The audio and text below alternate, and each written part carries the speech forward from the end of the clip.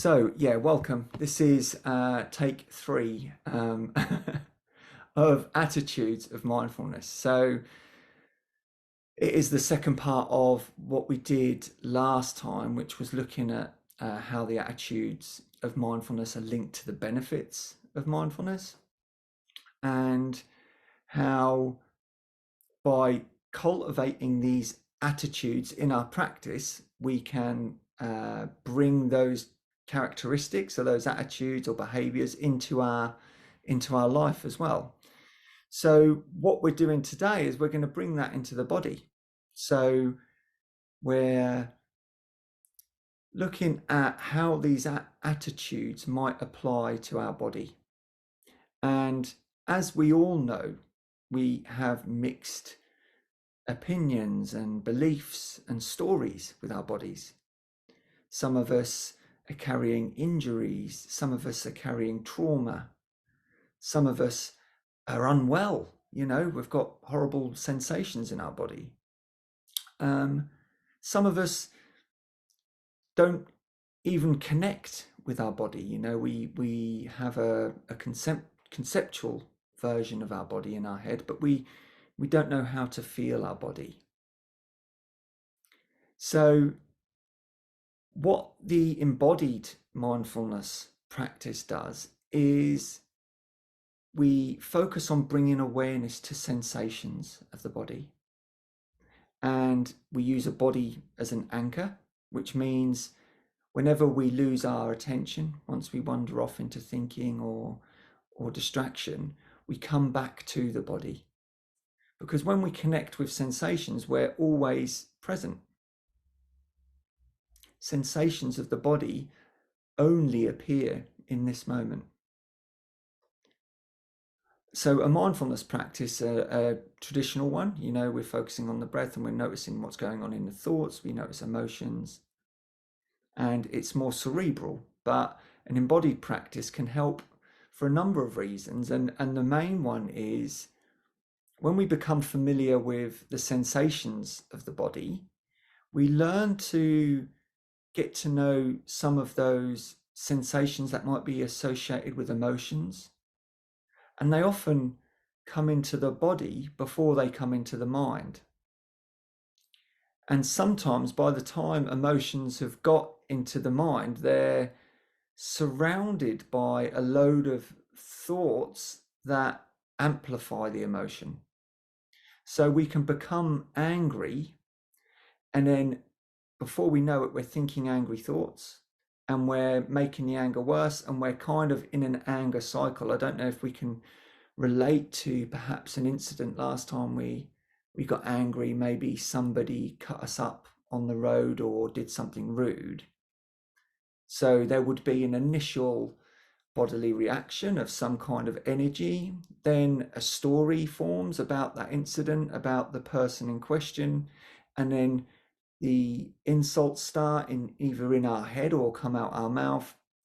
And then that kind of feeds into the energy of the anger, and then we're in this cycle until it fizzles out, until we feel justified enough to go, okay, now I'm going to stop being angry and allow ourselves to calm down. So the benefits of noticing what's happening in the body, we can really get an early warning system for some of these emotions. And we can learn to sort of regulate our emotions a bit better. So if we can feel anger in the chest, in the belly, in the shoulders, we stand a better chance of not acting it out if we can just stay with the feelings. So we're not pushing it away, and we're not making it worse by acting on them. We're attending to our anger as it appears, which is in sensations of the body. Now, I say anger because it's an emotion we're probably all quite familiar with, but it can be any emotion. Anxiety, some form of fear, and worry. And even it can help us to connect with nicer feelings as well, nicer emotions.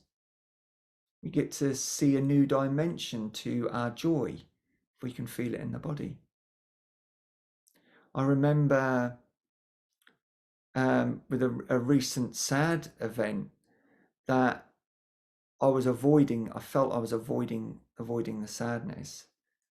But when I accepted it and gave myself permission, I immersed myself in the sadness, the feelings, the thoughts.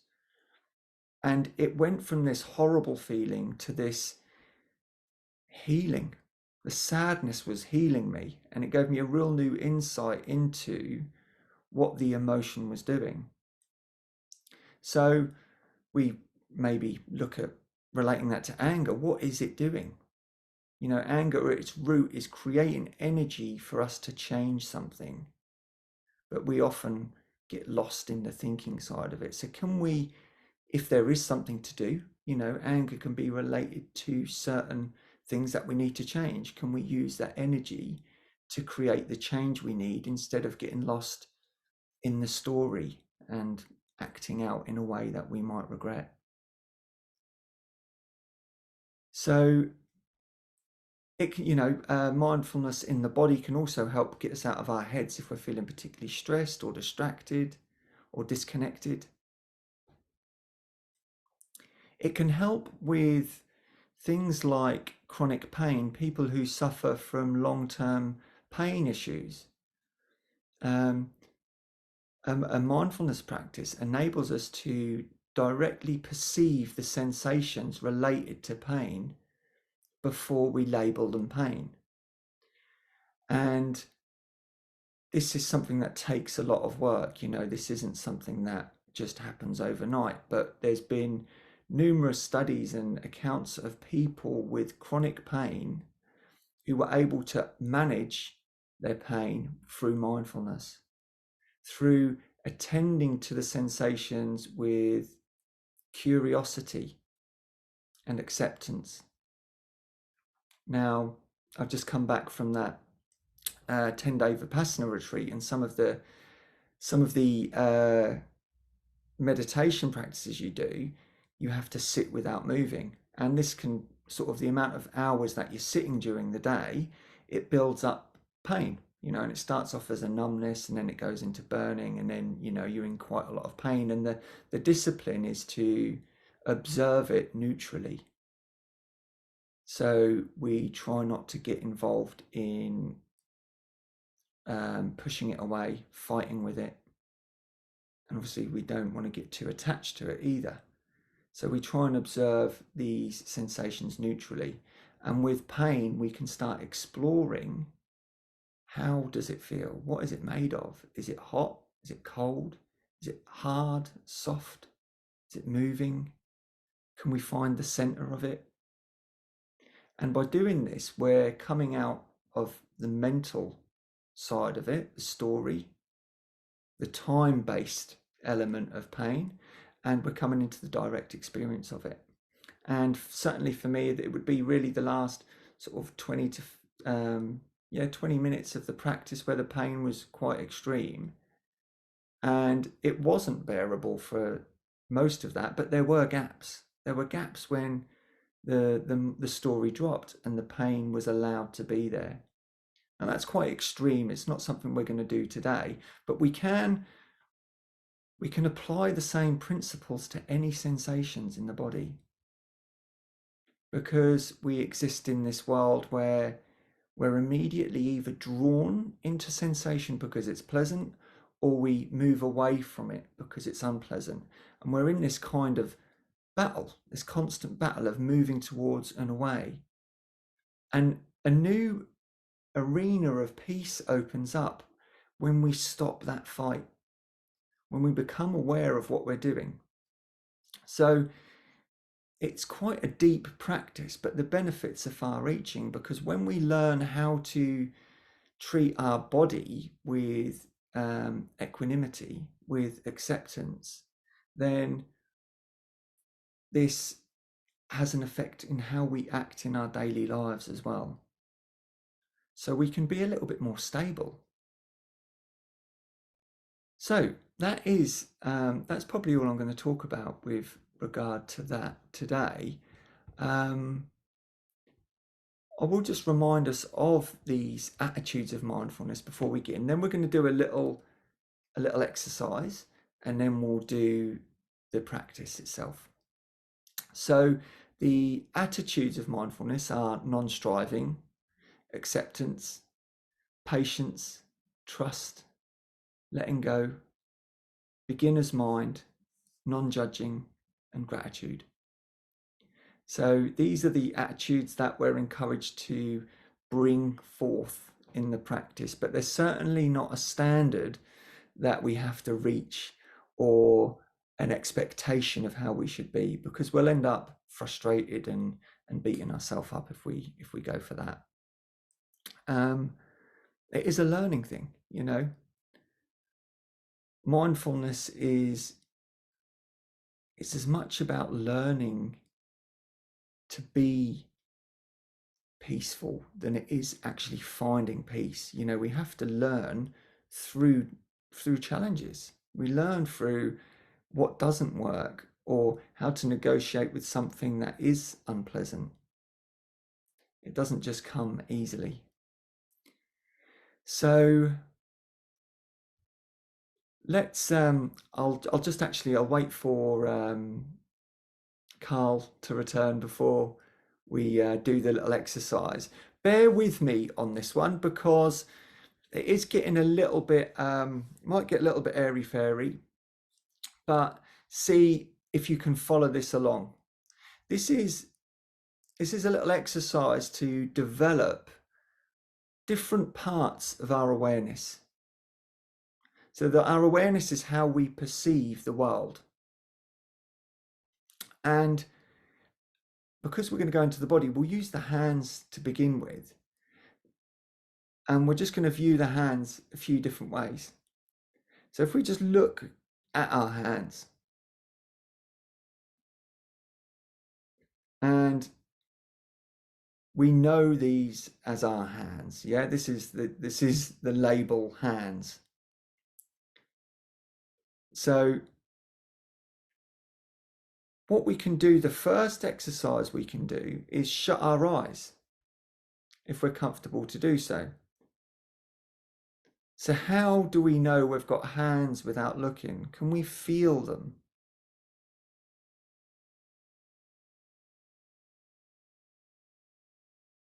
So this is awareness of sensation.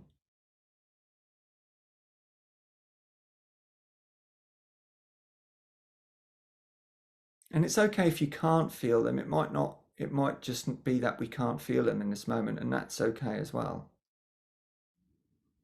But is there anything that tells you you've got hands but without looking?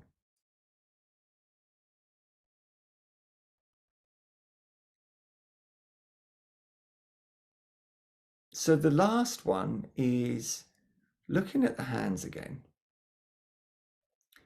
But this time we drop the label. And this is the attitude of beginner's mind. This is seeing things for the very first time. Can we look at this hand as though we've never seen it before, as though we don't know what it is?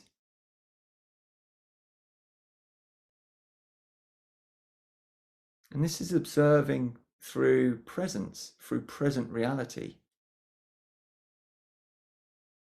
So we're not relying on the labels that the mind creates.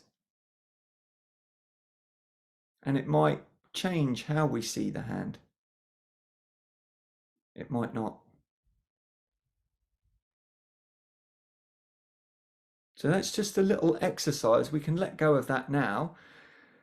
But there's three ways, you know, we can look at the hand as we traditionally look and label the world. There was a famous, was it a monk or a teacher who said, whenever we hear the word, as soon as we hear the word bird, we never see a bird again. The way the mind works is it labels objects, and then it relies, to save energy, it relies on the label rather than the experience itself. And we do this automatically with everything. We do it with people that we love. And a bit of a challenge next time you see someone, a member of the family or a friend or a pet, drop the labels and just look at the person. And sometimes that can have a profound effect on how we see things in the world. So there's just a couple of ways of developing our awareness. One is aware of labels, concepts. One is aware of sensation directly.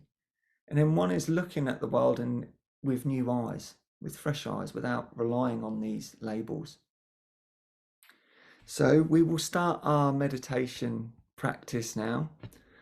I will use my bowl. So because we're doing a body scan, one of the setup procedures is you can sit down, you can lay down, you can make yourself comfortable. I would say that because we're doing an exploration of the body and we're bringing these attitudes in, if your main objective is to completely relax, then lay down. But if your main objective is to explore this practice with as much attention as possible, then I would stay set up. But it's entirely up to you. Especially if we have a tendency to nod off during our practice, then that might not be the best thing to do, is to lay down, because it will suck you in. So remembering as well with a body scan, I've kind of touched on it already, but some parts of our body won't appear. We aren't connected at this moment with that part of the body for unknown reasons. You know, we might put our attention on our back and not feel a thing. On the other end of the spectrum, we might put our attention somewhere in our body which we haven't put for a long time. And that might be because something happened there. And the body remembers. So sometimes it can trigger some unpleasant memories. So we're not here to go deep on unpleasant memories and things. If it's something that you're not comfortable with, you know, try for a moment. If your body's saying no and it's putting you into a state of stress, then move on. Feel free to navigate the body in your own way. I'll guide us through it, but it's more important that you're happy and know how to move and feel free to stay in control of the practice. Okay? So just remember that if we do go into some difficulties, and that goes for every practice really.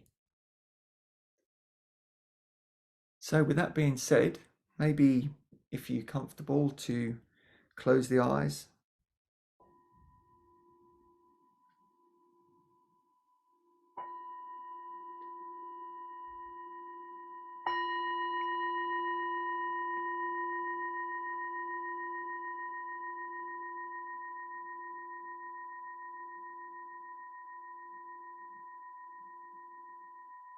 Just allowing that sound to guide us inwards.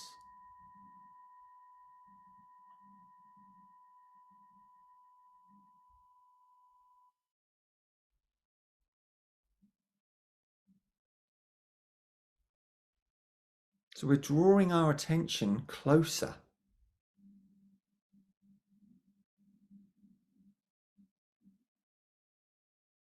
Bringing it out of this external world and as close to our inner self as we can.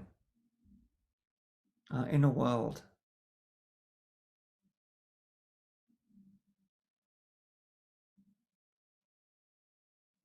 And we can bring the attention to our breathing, to the breath.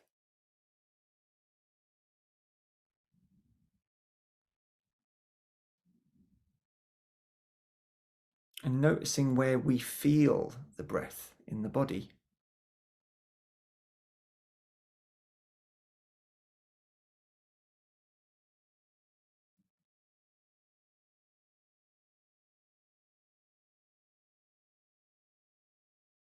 So we may feel it in the nose or the throat, the chest or the belly. There's no wrong way of doing this, just noticing where you feel the breath the most.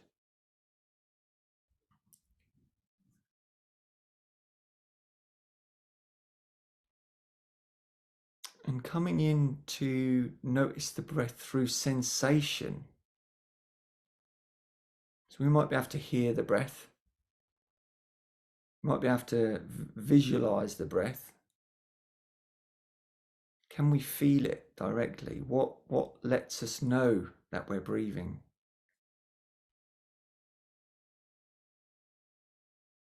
What's it feel like? There's no wrong answers here.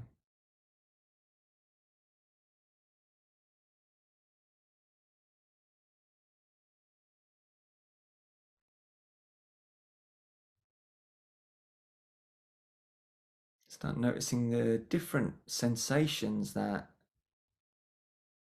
are attached to the in-breath and the out-breath.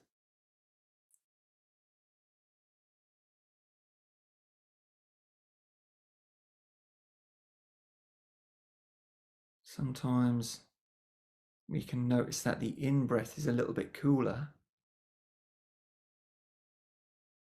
and the out-breath is a little bit warmer.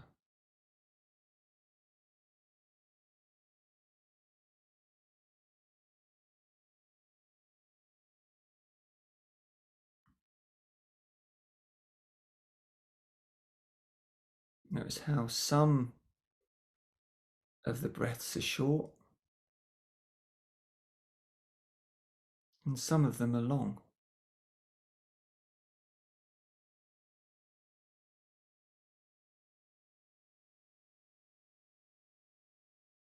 And we may even find that we prefer a certain type of breath. Does one feel nicer?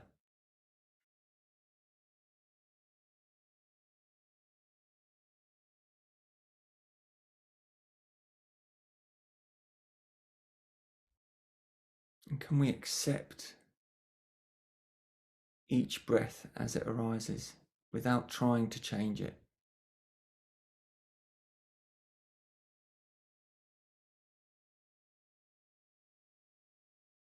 Just being curious.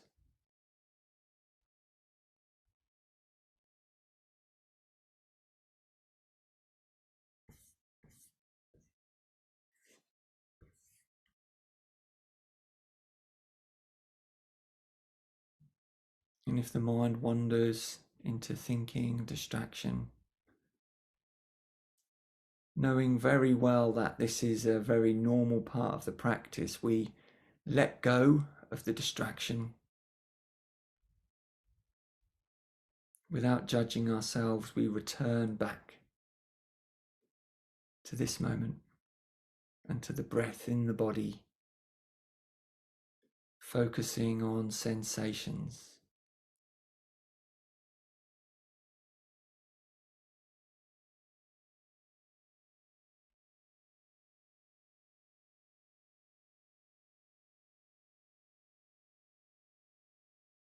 And can we drop labels?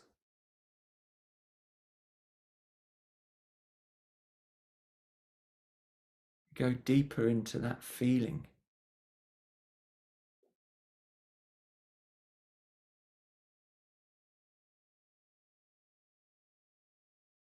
Taking the next breath as though we've never breathed it before.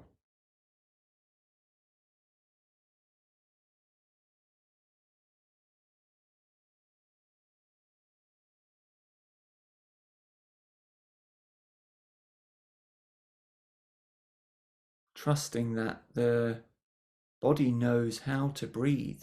It knows what it needs.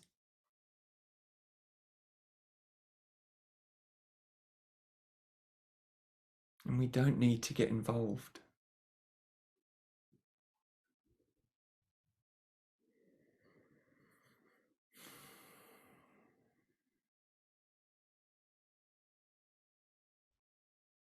Noticing if the body wants to take the odd big breath.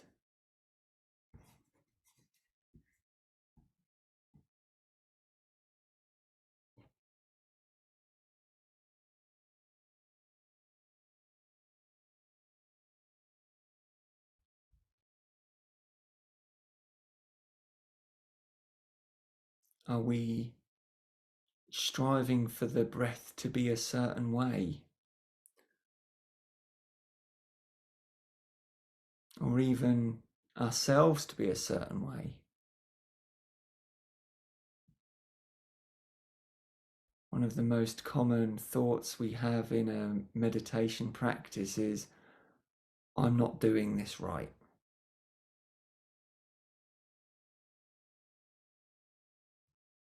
Everyone else looks like they're meditating better than I am.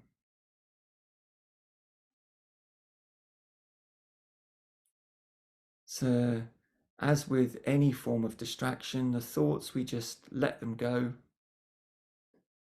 Don't give any more weight to any thought than any other. Just recognize it as thoughts and thinking. We let it go. Accept that it's a normal part of the practice.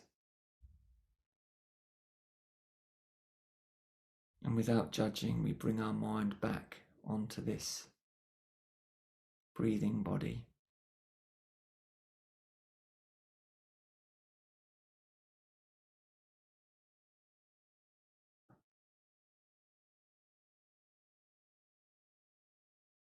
So wherever we're feeling the breath now, feeling that sensation if we can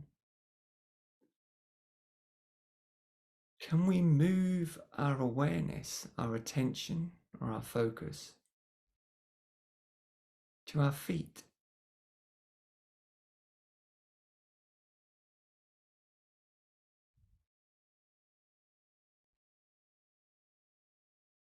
How do I know I've got feet? Without looking.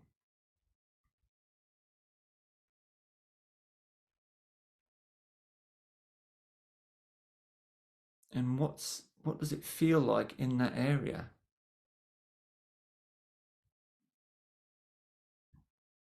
Is it warm or cold?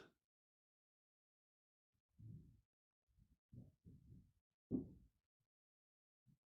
it tingling or numb?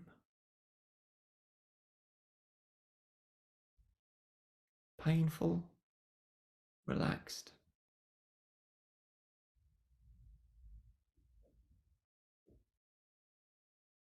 Can we allow them to be exactly as they are for just a moment?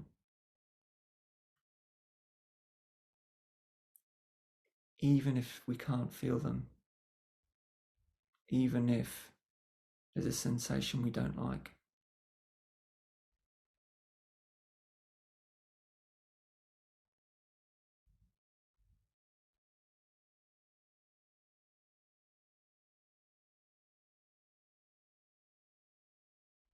So although we explore the types of sensation, we don't offer any preference to what actually arises.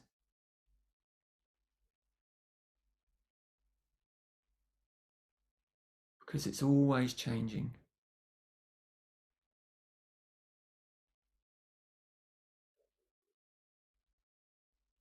So maybe playing with our focus and seeing if we can go a little bit smaller, maybe into a toe, big toe maybe.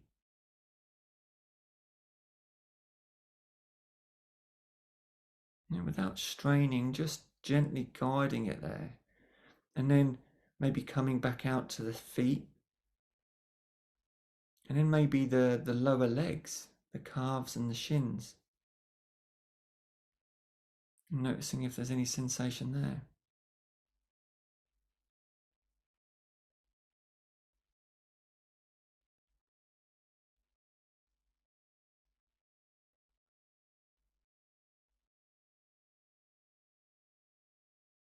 Are there different sensations in between the legs? Can we feel our clothing?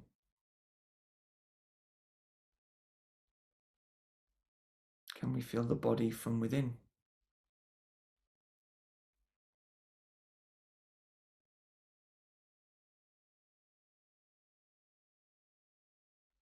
letting go of the lower leg and focusing on the thighs.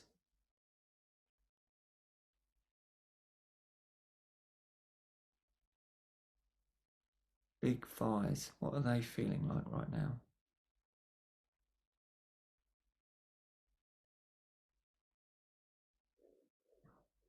Noticing if there's any stories that arise from these body parts. Now it's normal to trigger the mind, but can we be aware that we've gone into thinking and then just bring the attention back into the body, back directly into this feeling, sensations of what it's like to have thighs.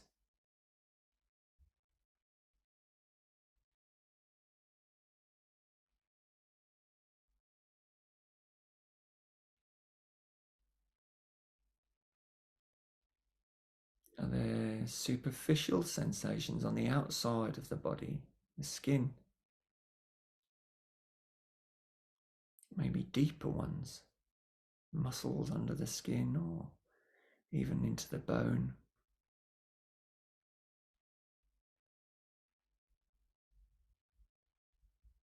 And letting go of the thighs and coming into the buttocks and pelvis area.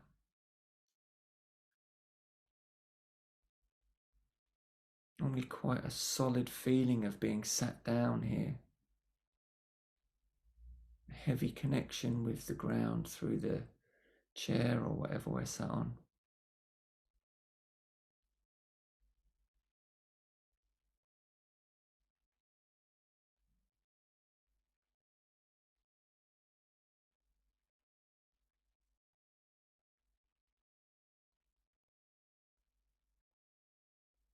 Playing again with the awareness. Can we move it maybe from one side to the other? It's okay if we can't feel it. Just noticing that that is an empty spot at the moment.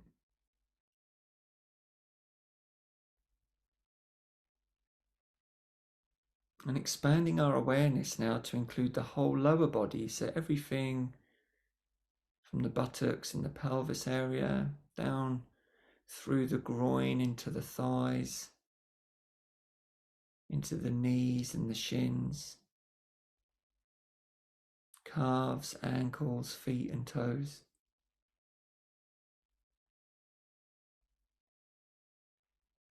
Without any preference, without any expectation.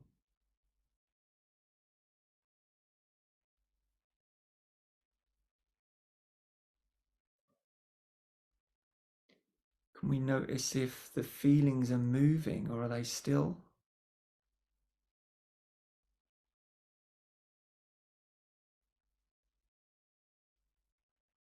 Do they have distinct boundaries or are they flowing?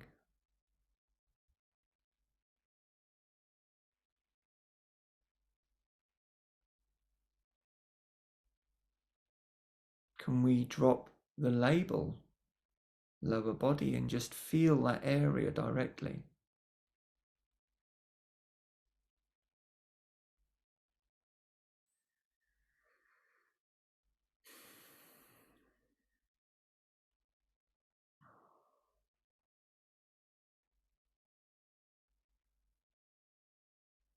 And letting go of the lower body and focusing on the whole upper body. So this can include the torso and the arms and the head.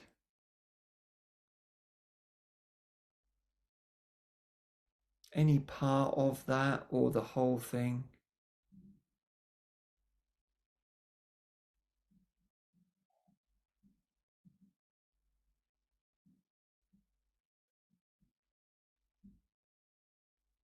And can we notice what the most apparent or obvious sensation is?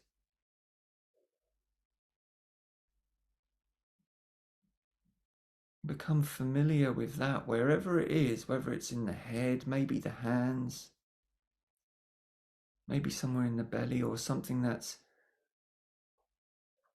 might be giving us discomfort or pain. So what's the first sensation that we notice when we bring our attention into the upper body?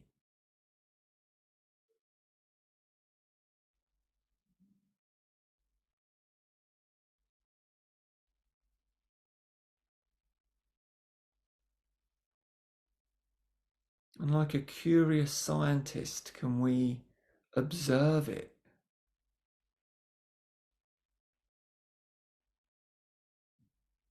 Not forcing any result, not wanting things to be different.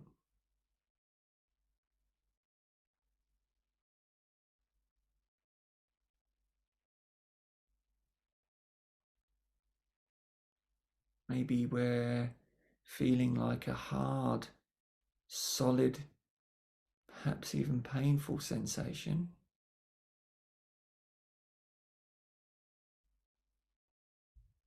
Maybe we've got an itch. Maybe some thick, flowing sensations.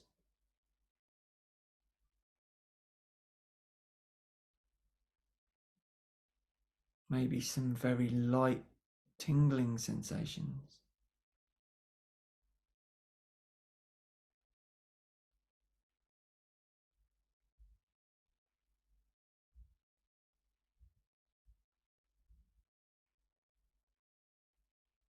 Can we bring our attention to the base of our spine? So we're really narrowing it down. So if we can feel that area without straining, without stressing, or without focusing too tightly, just in a relaxed way, allowing whatever sensations are around the base of the spine just to arise if they're there, and just to be blank if they're not.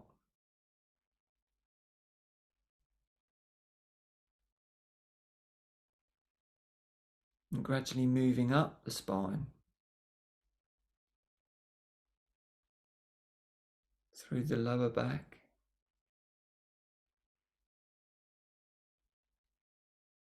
the mid back, upper back into the neck,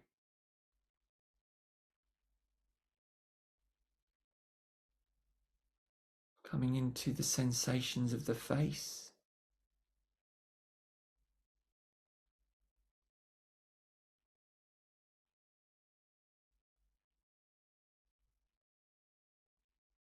Noticing any throbbing or pulsing, any tingling.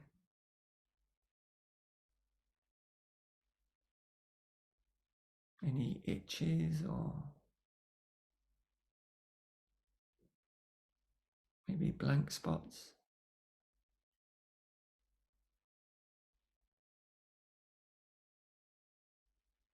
Just neutral observation, so we're not seeking a particular sensation. We're not even rewarding ourselves for finding one. We're just looking. Is it there? Yes, no.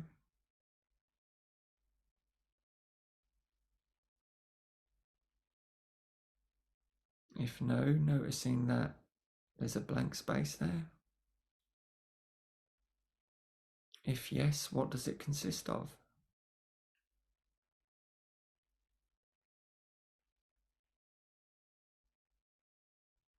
And while we're in the area of the face, if we can narrow that awareness back to the nose,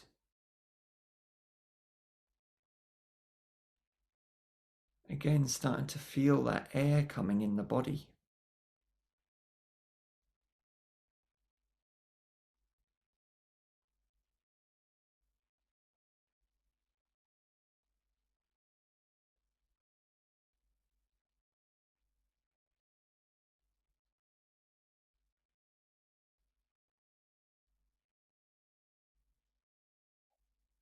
Notice how each breath is different.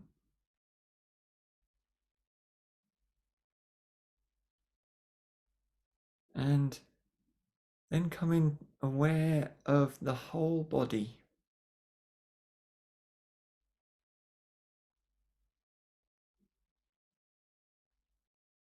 Can we expand our awareness to include the whole body, whatever it is that we can sense?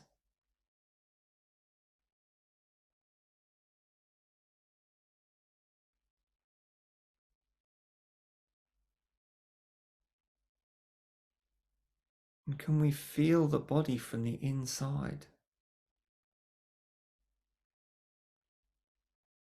Not relying on these traditional labels, can we just feel it as a field of energy if it appears that way?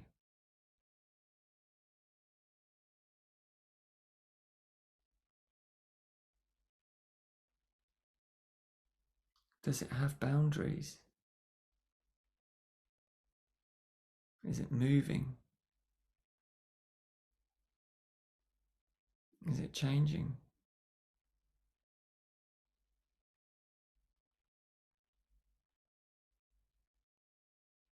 Becoming aware of the space around us as we come toward the end of this meditation.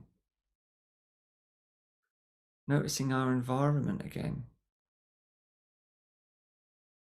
Noticing the weight of our body in this seat. And perhaps bringing a bit of animation to the hands by moving the fingers. Noticing how that feels compared to just being still. Maybe moving the feet. Maybe opening the eyes and just starting to move the body in a way that feels gentle and nourishing.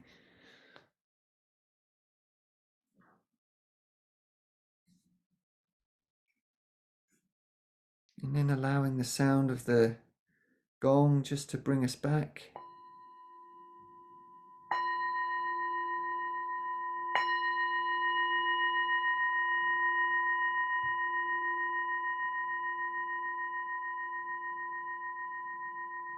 So, however the practice was, not judging it as good or bad. And whatever benefits we found from the practice, whether it was awareness or peace, seeing if we can just dedicate that to the people that we know and even the people that we don't know.